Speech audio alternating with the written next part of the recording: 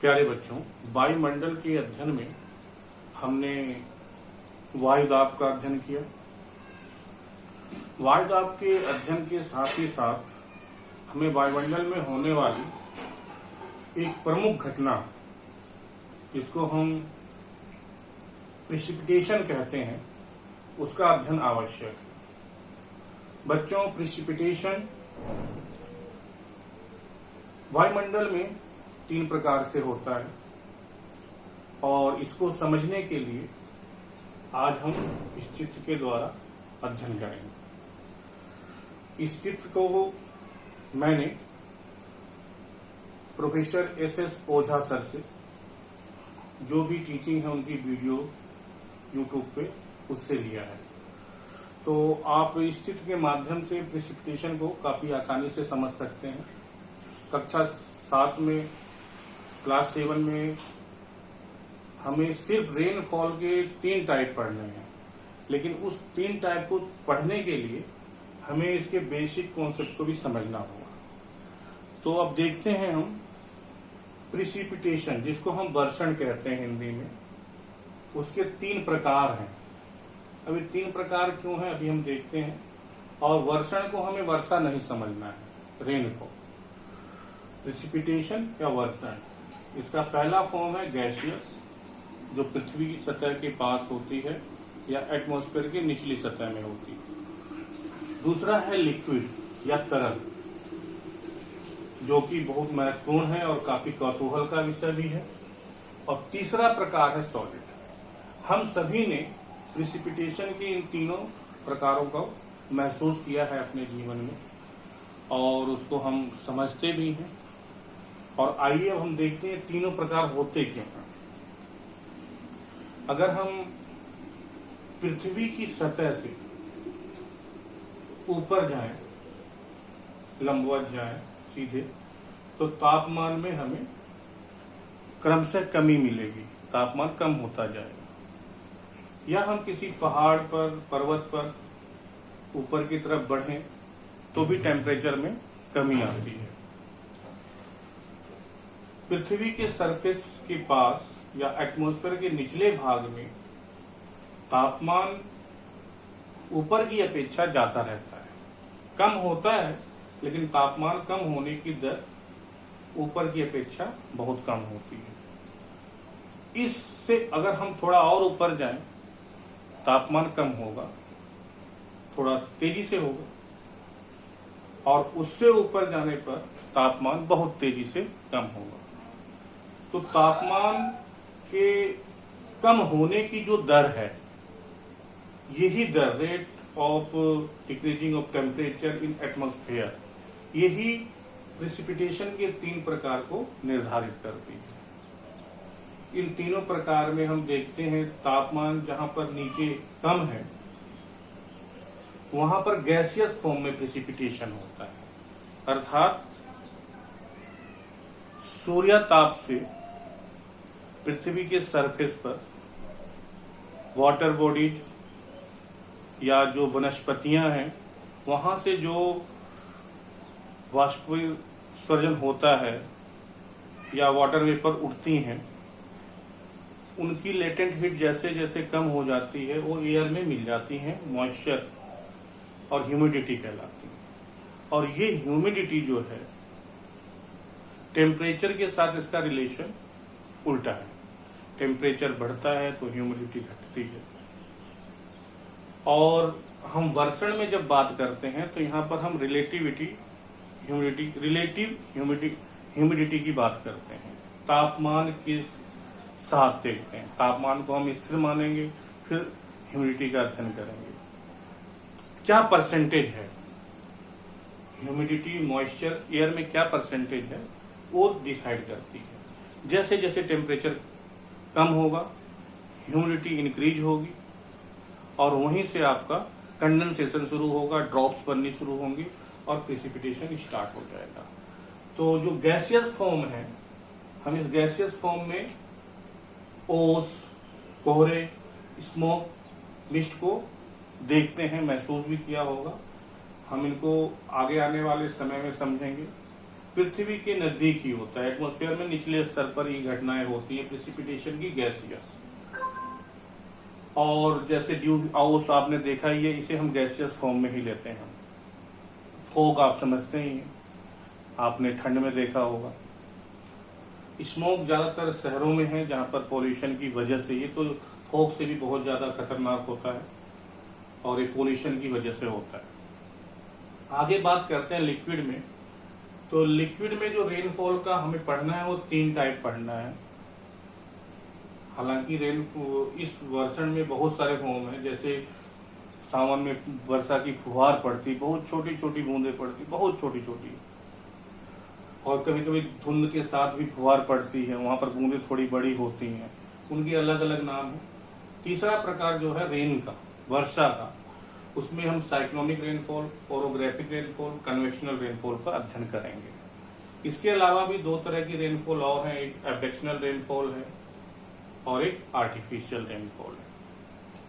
जो तीसरा प्रकार है सॉलिड, ठोस प्रेसिपिटेशन का, ये ज्यादा ऊंचाई पर जाने पर, जहां पर टेम्परेचर बहुत तेजी से कम हो जाता है तीव्र गति से, वहां पर जो जलवाष्प है, वेपर है, वो बहुत तेजी से संघनित होगी और सॉलिड फॉर्म में आ जाएगी। स्नो, हेल, स्लीट, ये 3 प्रकार हैं इसके।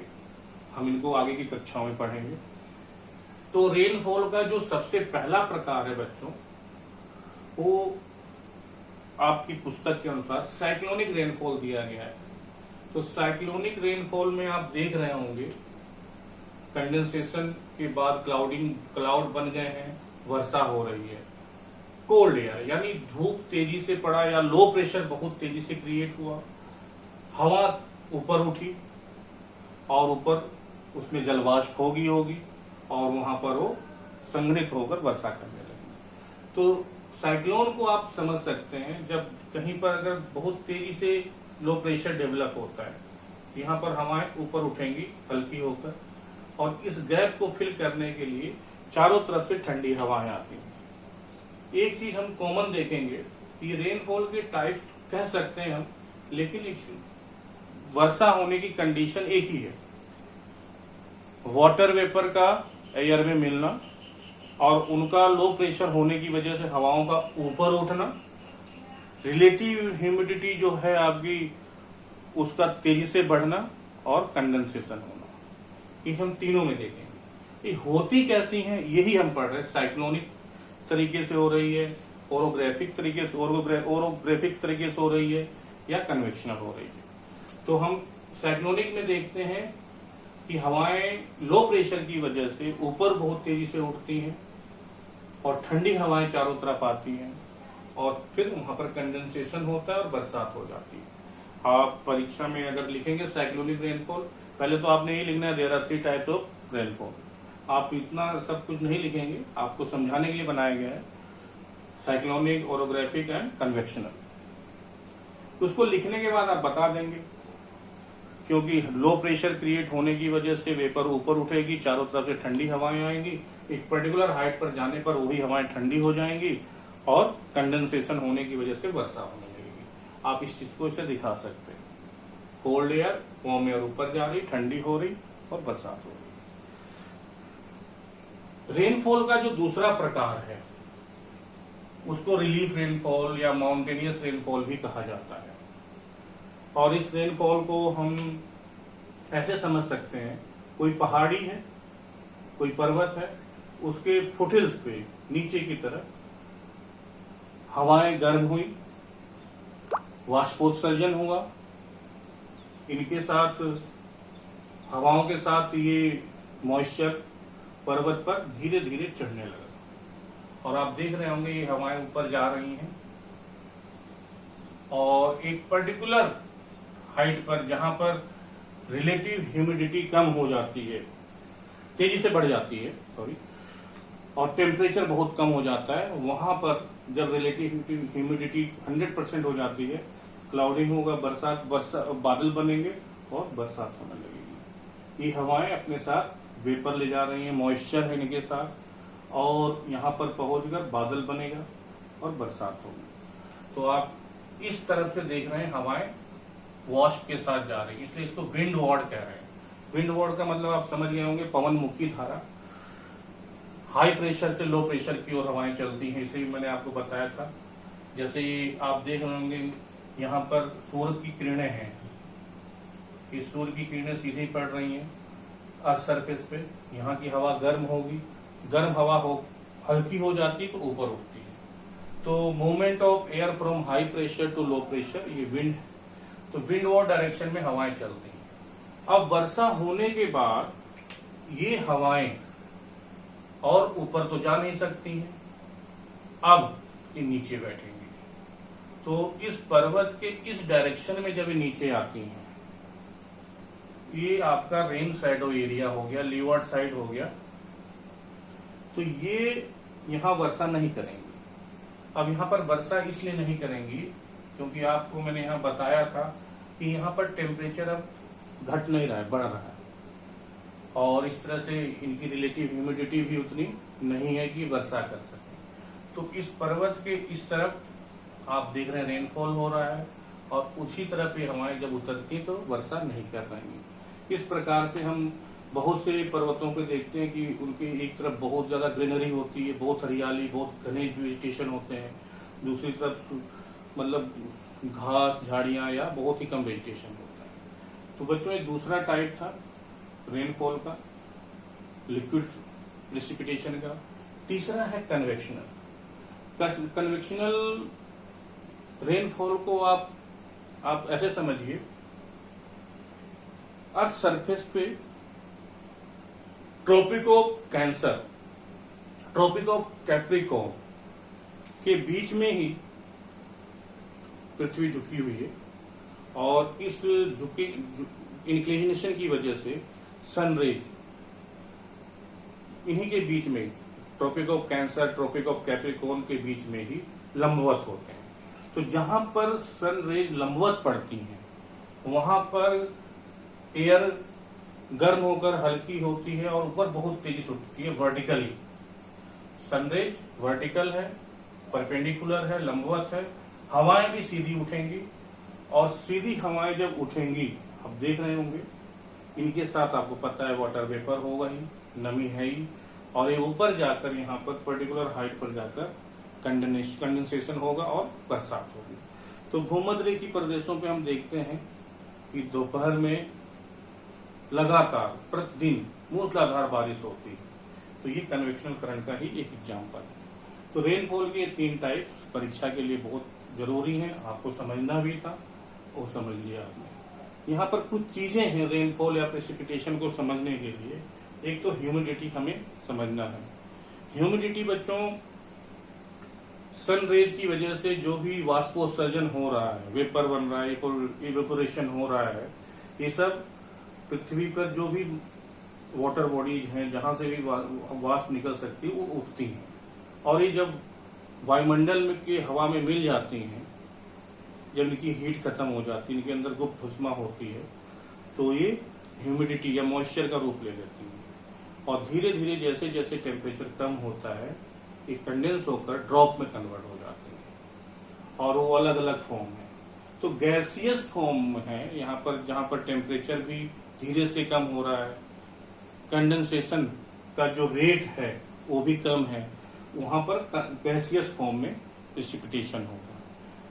जब कंडेंसेशन रेट यहां से थोड़ा सा ज्यादा हो जाता है, तो लिक्विड फॉर्म में प्रेसिपिटेशन होता है, उसके अलग अलग प्रकार होते हैं। और जब बहुत तेजी से कंडेंसेशन होता है, तब हम सॉलिड फॉर्म ऑफ प्रेसिपिटेशन देखते हैं। इसमें आप एक चीज और देख सकते हैं, अगर समझने की बात है तो आपको अर्थ सरफेस पे हम जो 3 स्टेट देखते हैं, गैस, लिक्विड और जो सॉलिड है आपका, तो गैस को ज्यादा अगर हम प्रेस कर दें, ज्यादा एनर्जी दे दें, तो लिक्विड में आ जाएगी, और लिक्विड को ज्यादा एनर्जी दे दें तो सॉलिड में हो जाएगी। तो ठीक आप यही समझ सकते हैं कि अर्थ सरफेस के पास जो चेंजेज है, पहले गैसियस फॉर्म में है, और एनर्जी के मिलने के बाद ही उसमें लिक्विड वाला ट्रांसपोर्ट, रेट ऑफ एनर्जी कितना हमने दिया, उसके बाद सॉलिड। और ठीक वही चीज है, अगर हम इससे एनर्जी निकाल लें तो लिक्विड, और इससे उतनी एनर्जी निकाल लें तो गैस। लेकिन कभी कभी क्या होता है बच्चों, ये सॉलिड वाला फॉर्म जो है वो गैस से डायरेक्ट बन जाता है। ये भूगोल की एक अलग प्रक्रिया है, सब्लिमेशन कहलाता है। इसको आप आगे की क्लासेज में और अच्छी तरह समझेंगे।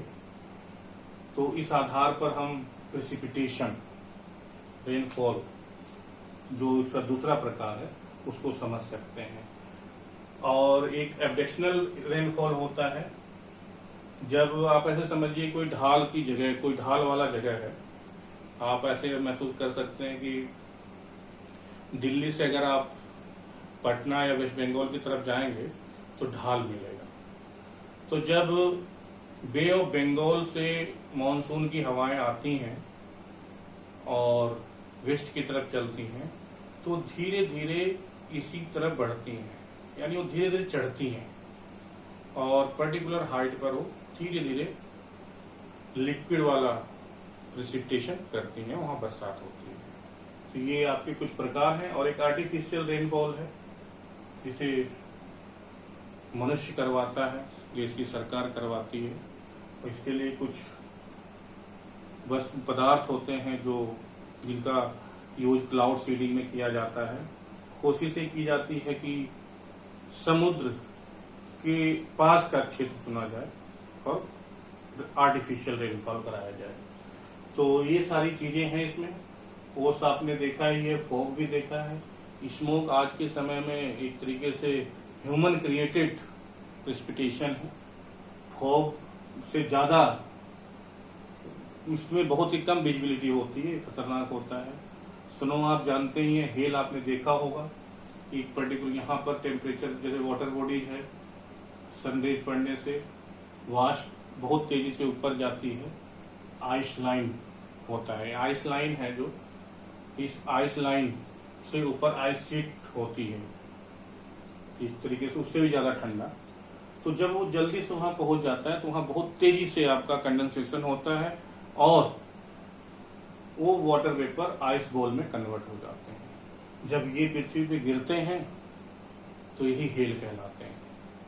और कभी कभी आपने देखा होगा वर्षा भी होती है और सॉलिड आइस बॉल भी साथ साथ गिरते हैं, उसी को स्लीट कहा जाता है। विरगा, ग्लेज और फ्रोस्ट ये वैसे इसके पार्ट नहीं है, आप इनको अलग से समझ सकते हैं।